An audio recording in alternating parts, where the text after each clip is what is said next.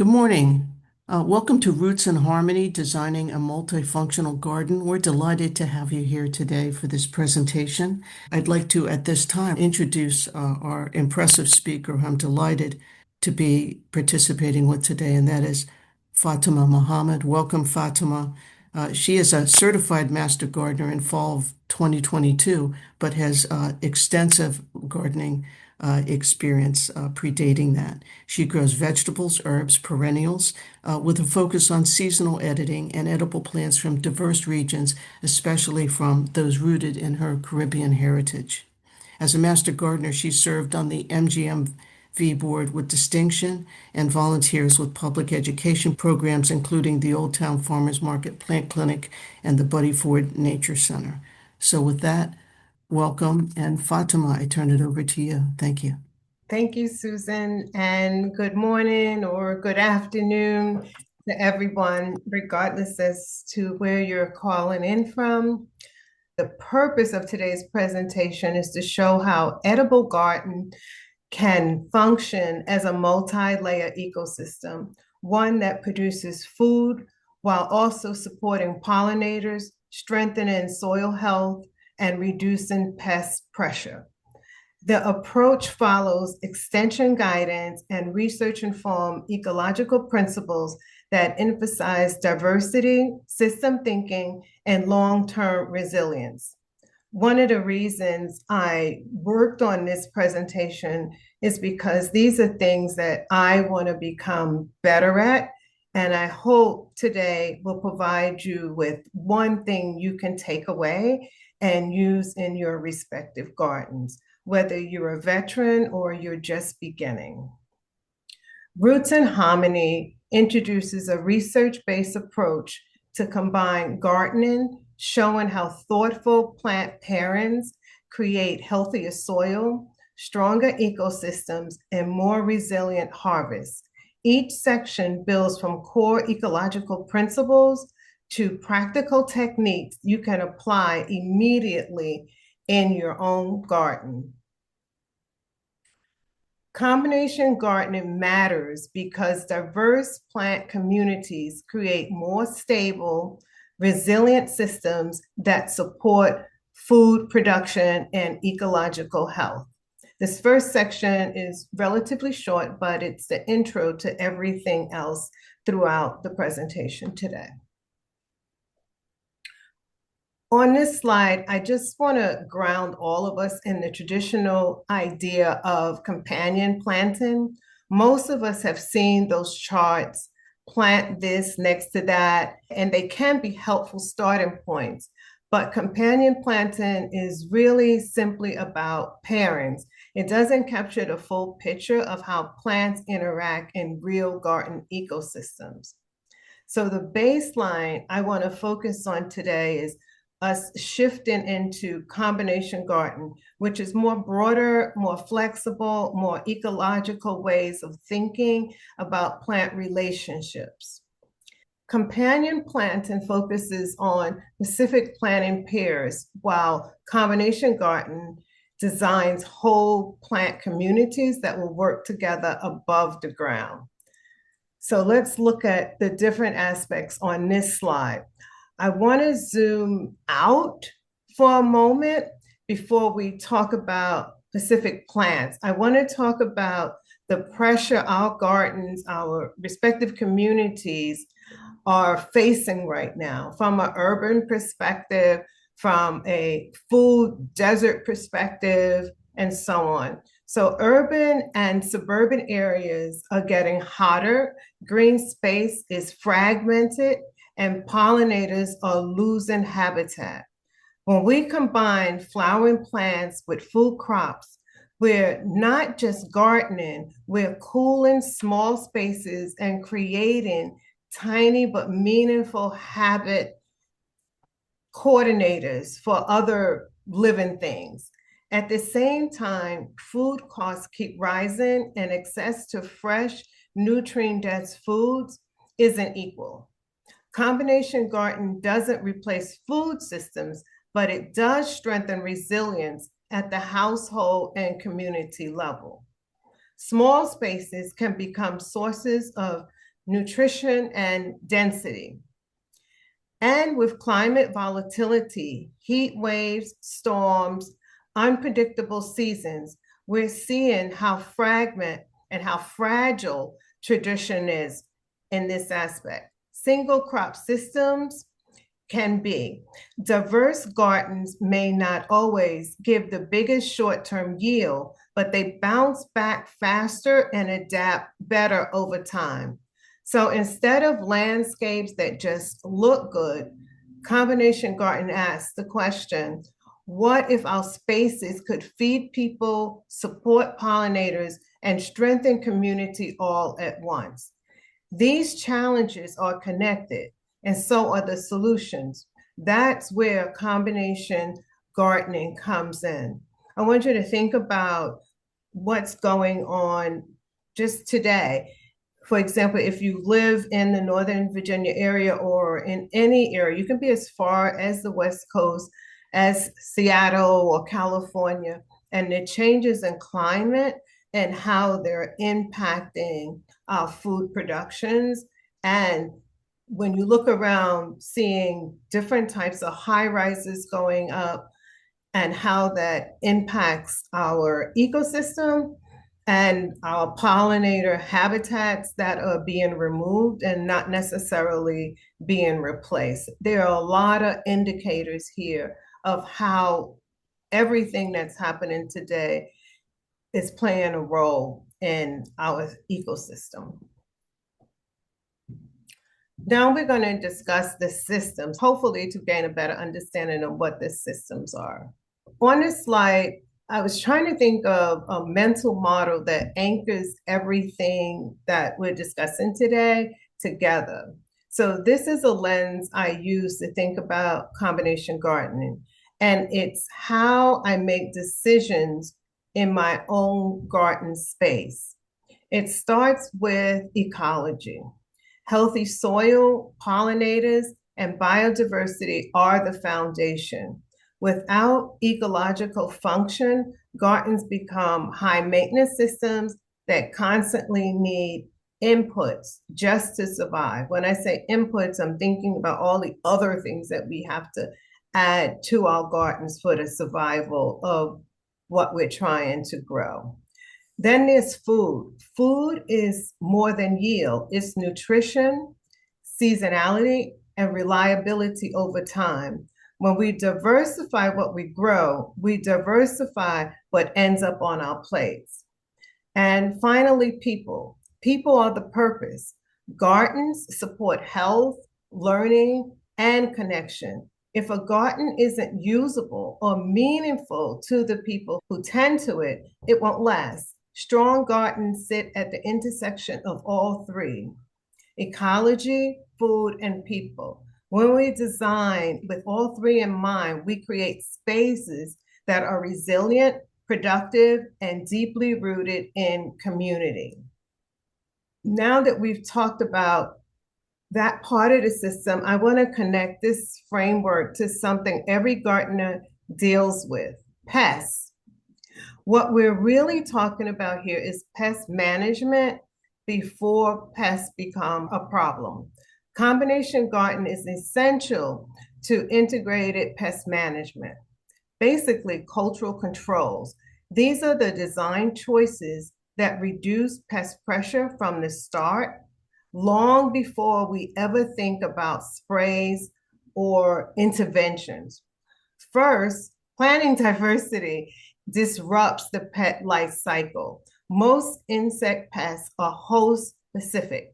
So when you mix plant families, you're not just planting the same thing, the same plant family, you make it harder for them to locate, feed, and reproduce on their preferred plants.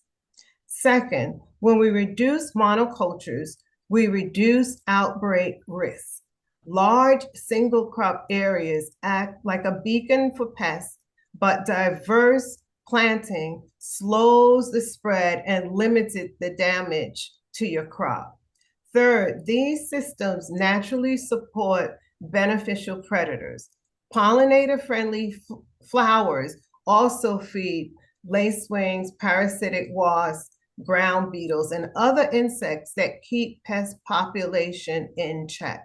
We have several other presentations on our website that address pests and other insects that are good for our garden. And finally, healthier plants simply resist pressure better.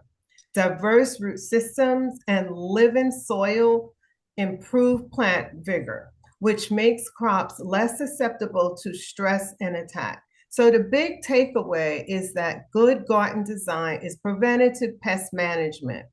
When you design for diversity, you reduce pest pressure before it becomes a problem. So prevention is always better than having to treat things later if you can prevent them on the front end. So this is where we start connecting the pieces and designing gardens as systems, not just collections of plants. So on this slide, I'm showing an example how different plant categories to work together in one space. Pollinator plants like milkweed, marigolds, zinnias, wildflowers, sunflowers, 4 o'clock, and lavender are doing a lot of the quiet work, feeding pollinators and beneficial insects throughout the season. Herbs such as basil, rosemary, thyme, parsley, and mint also support pollinators, and many of them release scents that can help confuse or deter certain types of pests. Then we have our vegetables and fruits such as tomatoes, peppers, squash, zucchini. I could go on, bok choy, kale, spinach, okra, red noodles. All of what I'm listing here are things that I've grown in my garden, and I have a 15 by 20 garden plot. But believe me, it doesn't look as good as this, but this is my goal. Then I also have Asian sweet potatoes that grow in bags, but I have one bag.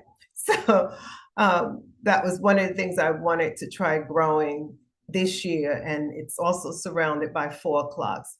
So all of these are our direct food crops and the things we harvest that we bring to our table. Perennials like strawberries and blackberries add stability.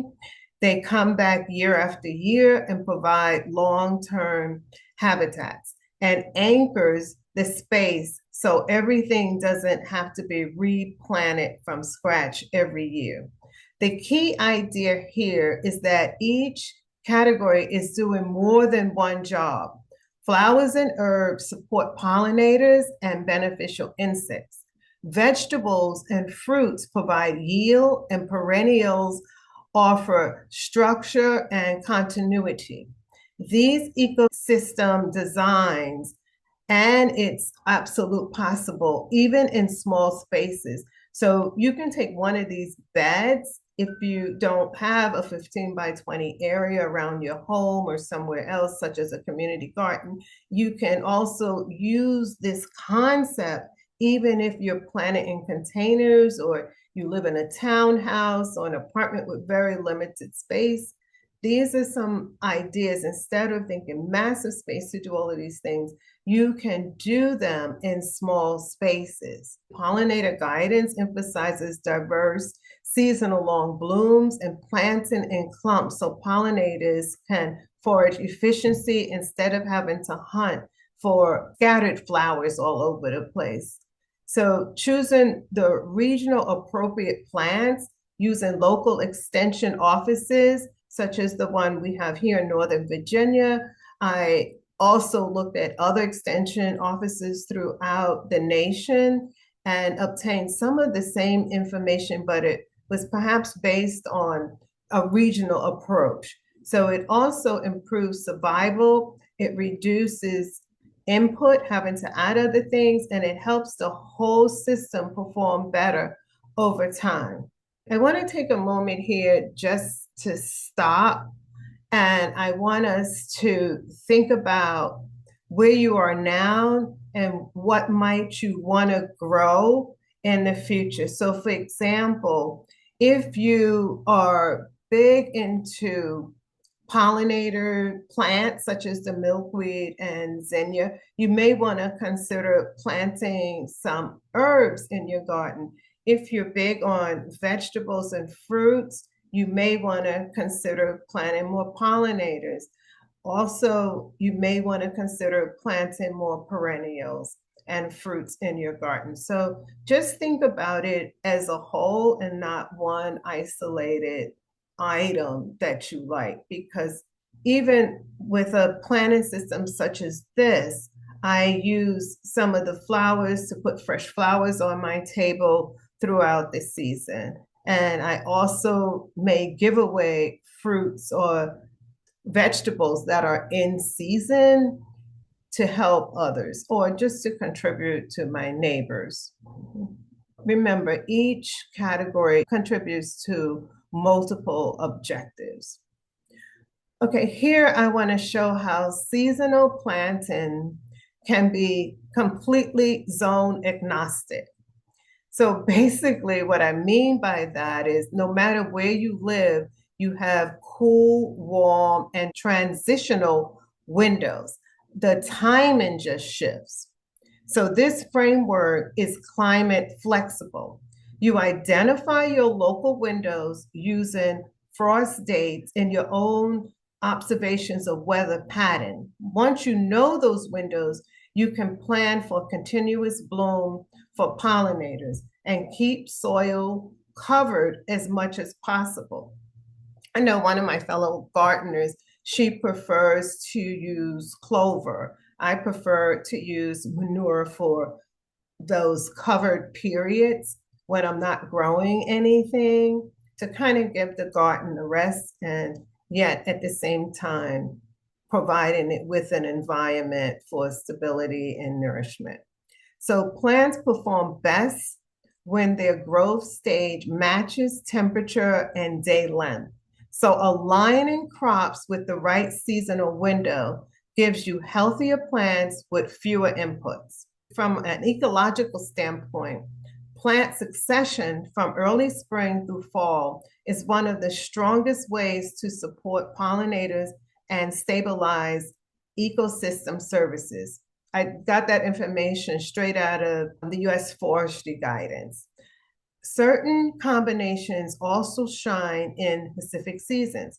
Classic pairings like basil with tomatoes, dill with cucumbers, or flowers with squash work partly because they increase pollinator visitation. Umbellifers like dill, fennel, they increase pollinator visits also. They serve like magnets and they support beneficial insects. So seasonal planting isn't just about timing your vegetables, it's about creating a pollinator-friendly matrix around your food crops year long. The umbellifers are aromatic herbs and vegetables that have like an umbrella-shaped flower head, and their purpose, I would say, is to attract beneficial insects such as your parasitic wasps or hoverflies. If we stop here for just a brief moment, I want you to think about what can you do more intentionally in your garden based on this concept. So if you're a cool weather, cool season type of gardener, what can you do differently? If you tend to plant in cool seasons, one of the things you may want to consider is adding early greens before summer crops. If you're a warm season type planter, you may want to choose more heat tolerant crops for midsummer. And transitional windows, those are the windows I talked about when you're not planting anything. You can plant overlapping plants to avoid bare soil. I like to add a long blooming perennial border. So what I do is I plant different types of perennials around my garden that bloom at different times throughout the season. So this framework works regardless as to what zone you're in, only the timing shifts. For example, here I'm in zone 8A, so I've become better at reading plant seed packages to know the time of year in which they bloom. I also use some bulbs around my garden, knowing what time those are going to bloom. I also have a huge rosemary plant in my garden that I think it's trying to pass away on me this year, but we'll see what happens. And I also have planted lavender amongst other types of herbs and vegetables throughout the season. So let's take a moment and look at this slide. The idea of functional diversity here is not just having lots of plants, but having plants that do different jobs within the system. So when we talk about plant families, we're talking about groups of plants that share similar traits, growth habits, and vulnerability. Tomatoes and peppers are in the nightshade family, for example, and kale and bok choy are basilicus. Dill and parsley are also in the family of the umbellifers. Mixing plant families matters because most pets, as I stated before, specialize in single families. When we diversify the families growing side by side, we interrupt the pest cycle and reduce the pressure or the need to add chemicals. Each family also brings a different ecological service to the garden. Legumes feed the soil through nitrogen fixation. The alliums help suppress pests and fungal pathogens. The basilicus build biomass and pull nutrients up. And the umbellifers support beneficial insects. As I stated already, the mint family adds aromatic defense and ground level diversity. These plants aren't competing, they're cooperating above and below ground. Their roots, scents, structures, and timing all complement one another. This is the core idea behind the title of this presentation, Roots in Harmony. Different plants, different roles function as one integrated system. You can take the examples I have given you and think about what you do in your own garden, or perhaps what you would like to do in your gardens as you move forward. And let's look at system benefits of diversity. Up until this point, we've talked about roles, what different plants and families do in the systems. Now I want to shift to the results, what we actually gain when those roles work together, when functional diversity is present. We start seeing benefits that no single plant can provide alone. It's the interaction of traits, root depth, canopy structure, bloom timing, chemistry that creates system level outcomes. One of the first outcomes is nutrient cycling. Plants with different root architects tap into nutrients at multiple soil levels and return them to the surface through leaves, residues, and root turnover.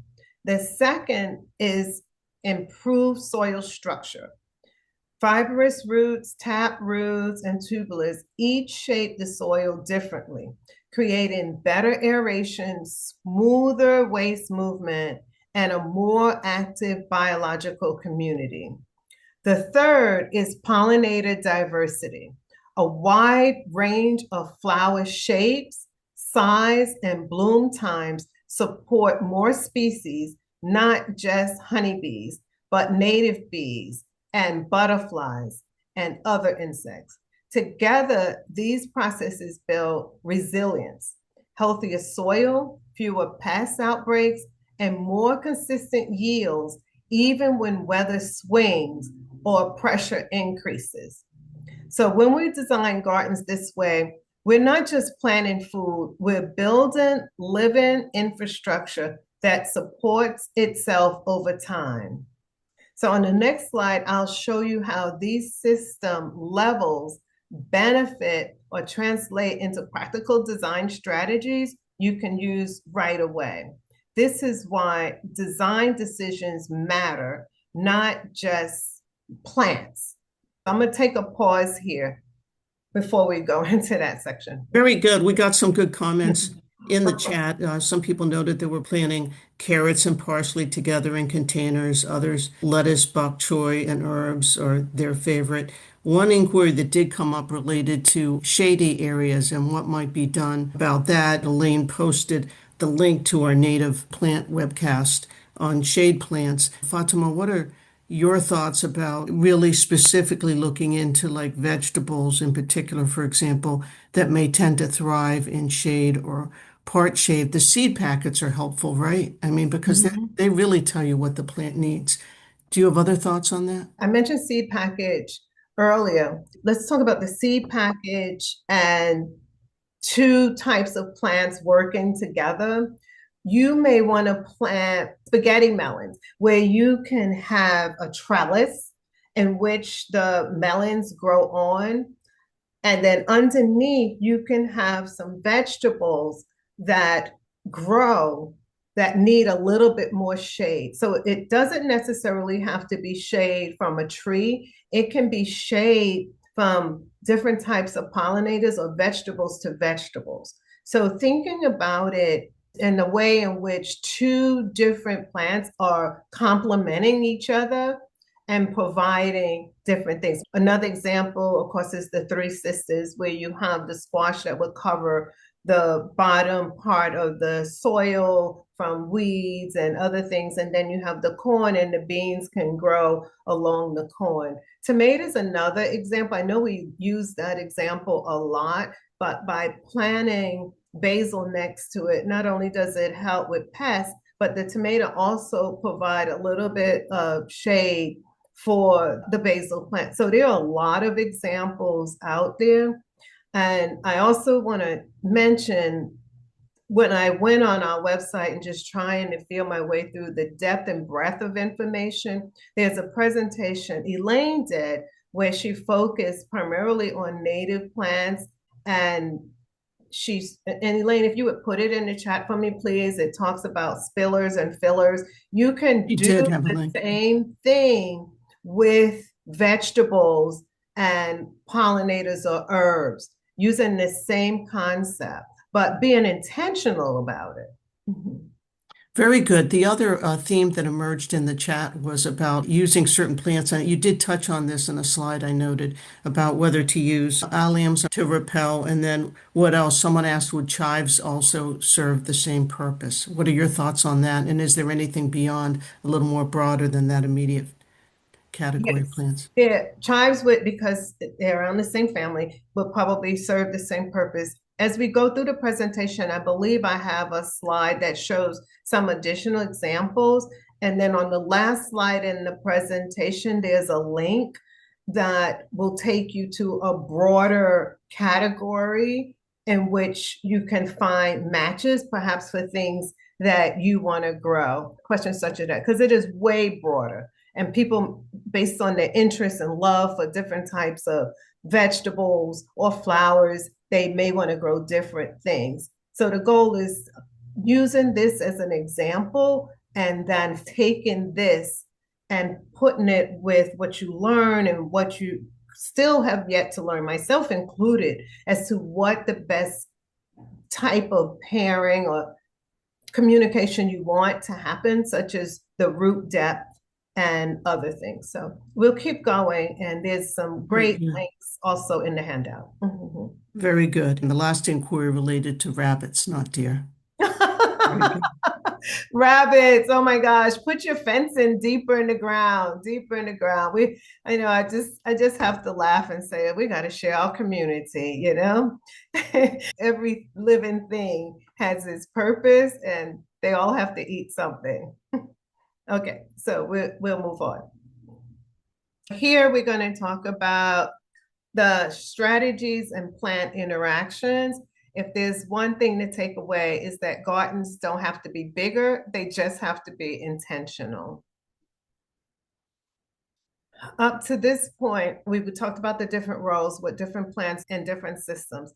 Now I want to talk about some additional outcomes, what functional diversity is present when we start seeing benefits that no single plant could provide alone. It's the interaction of traits such as root depth, canopy, structure, and I've talked about that already, timing and blooming. Let's move on to strategic pairing being more about intention, and it is the most reliable part of the framework as habitat and diversity designs. Pairing can reduce pest pressure by supporting these ecosystems. Combination gardening isn't just about what looks good, it's about layering plants, what we were just talking about based on that question, so that they use space differently. And we mentioned basil, they stay low and compact, and tomatoes grow tall and upright. They occupy different real estate above the ground. Their root systems don't compete. Basils have shallow roots, fibrous root systems. Tomatoes send deeper structural roots. They create root harmony, allowing both plants to access nutrients without stressing each other. Layering increases yield per square footage and supports airflow, pollinators, and pest management. When designing a bed, think about vertical layers, ground covering, herbs, mid-height crops, and tall crops. This is one way to maximize space without stressing plants. And you could look at the image on the slide where it shows the different roots, and look at the sunflowers to the back and what's in front of it.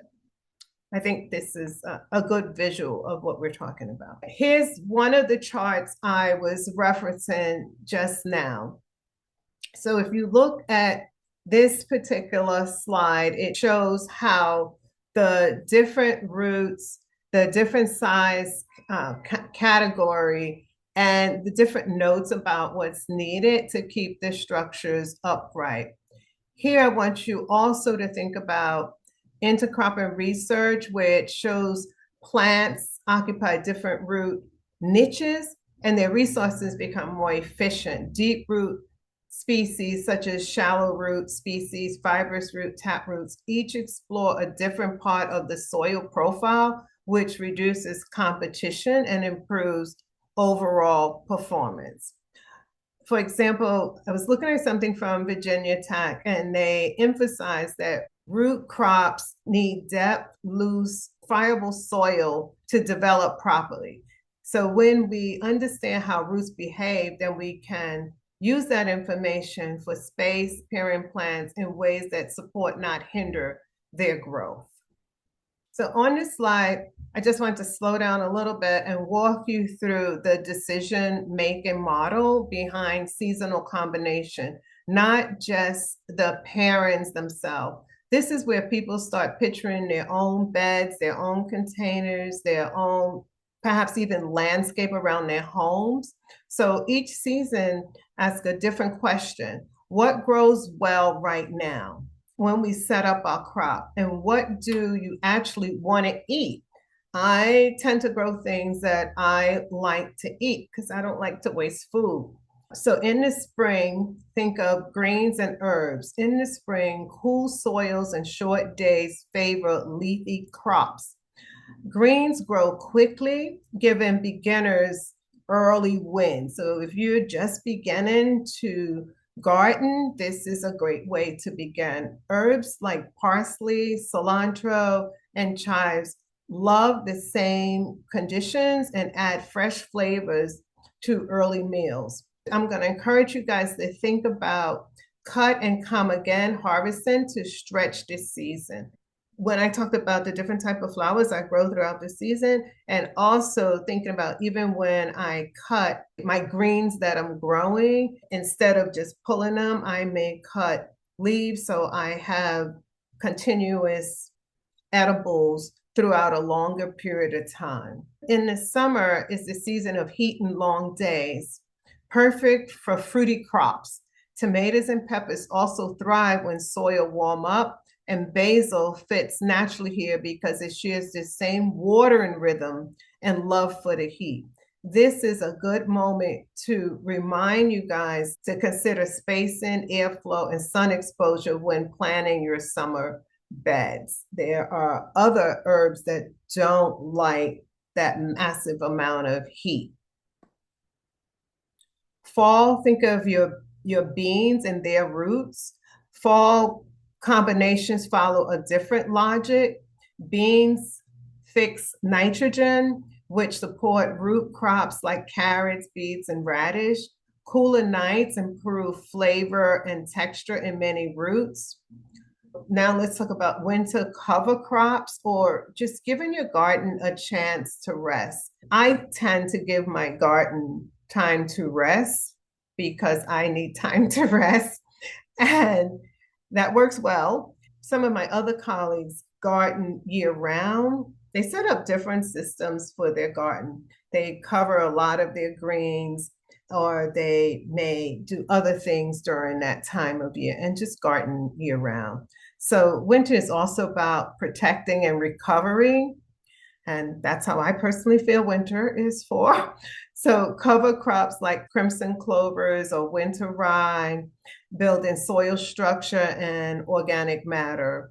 I think earlier I spoke about one of my colleagues uses crimson clover. I have another master gardener who I respect highly. She uses winter rye. That just doesn't work for me. So I tend to use organic matter.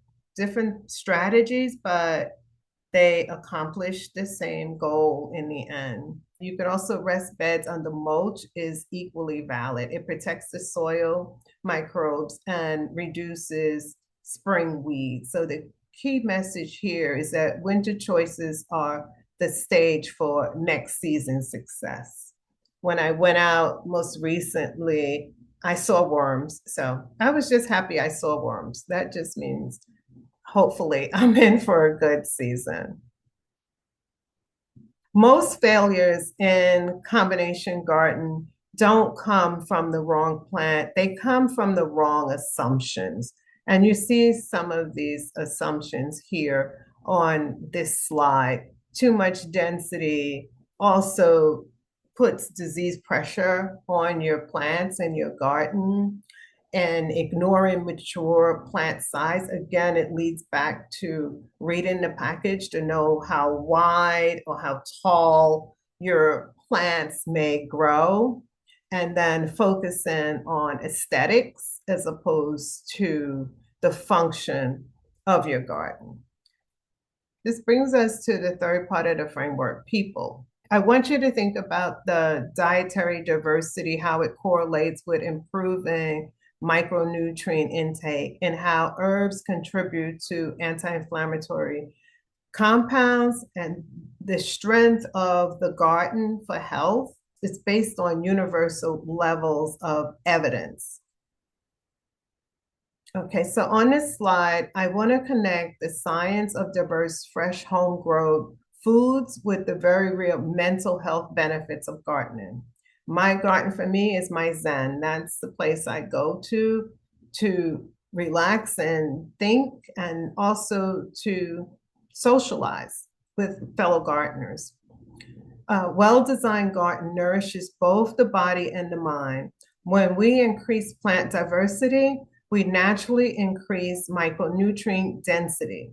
Different plant families concentrate on different vitamins, minerals, and phytonutrients.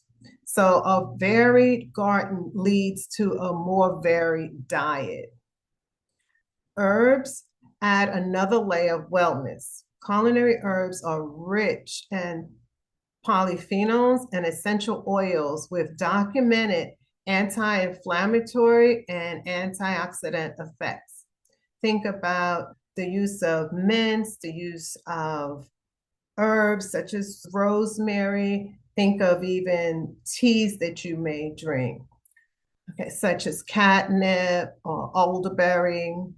So they support digestion, flavor foods, and contribute to a whole body wellness in small daily amounts. Freshness matters too.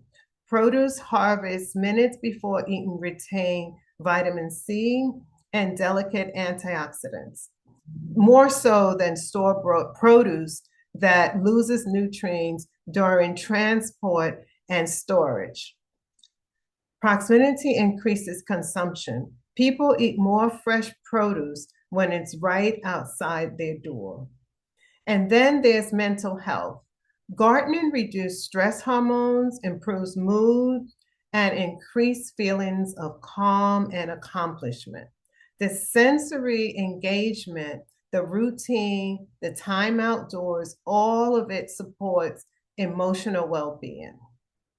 Think about it this way. These are almost like the backbone of the way in which we live from day to day. Gardening just affords us a healthy supporting practice to improve our overall well-being. I want you to broaden your lens and look at your garden as something that leaves an imprint ecologically, educationally, and socially. A garden with diverse intentional planting becomes a living demonstration of what's possible. How to grow food without heavy chemical use, how to support pollinators in urban and suburban space, and how to design for beauty, function, and resilience all at once. Legacy isn't built through grand gestures. It comes from small, consistent actions as you garden. Composting, seed saving, sharing seeds, sharing cuttings, teaching a child or a neighbor how to harvest, how to garden. These habits accumulate into a culture of stewardship. And that's a role all of us can play. And science backed this up. Gardens with high plant diversity support more stable pollinator populations over time.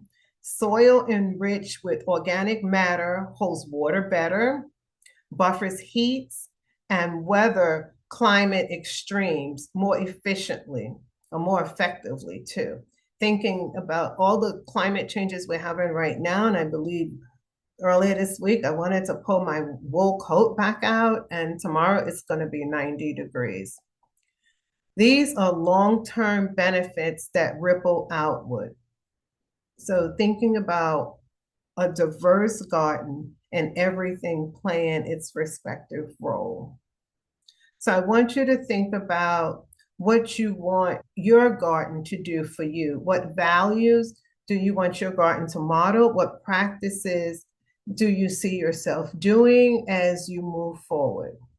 What message do you want your garden to communicate further to other gardeners, to your neighbors, and just to yourself? So when we frame legacy this way, combination garden becomes more than a design. It becomes a resilient strategy that benefits both people and places.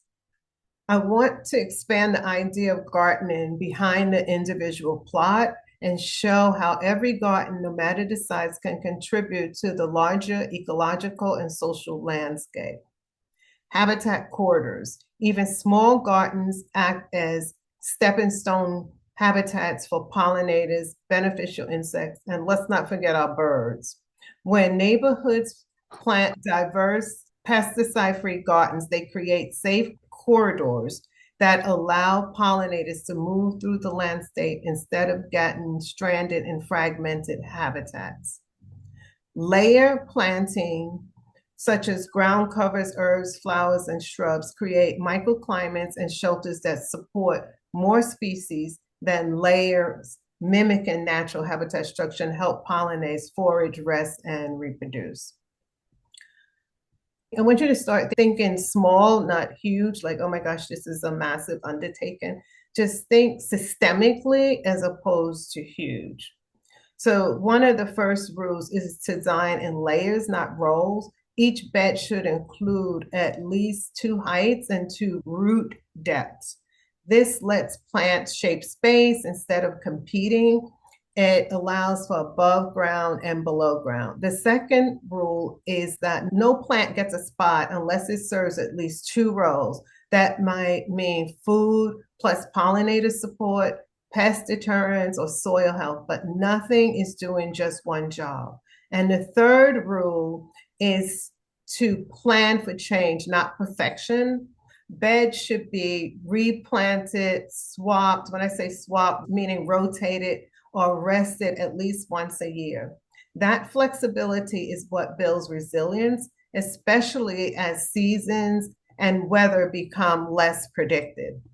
And finally, if you want to go even further, think about this practice in your various spaces, but not all being done at one time. So start small doesn't limit impact. It actually makes system thinking more accessible. So that's where combination garden really, really begins. So now that we've talked about the framework, here are a couple of things I want to end on. Does your garden meet the framework? Here you have rules and resources, but here is a quick diagnostic tool you can always reference. I can keep this framework in mind as I continue to model thoughtful, evidence-based garden practices in my own space and share what I learned with you and our wider gardening community. It just helps us to continue to refine what we do, practice, and join others in cultivating resilience in beautiful spaces. So, with that, I just want to thank everyone for attending today's presentation, and I hope you learned at least one thing from this presentation that you can take back and use as you garden in your respective space.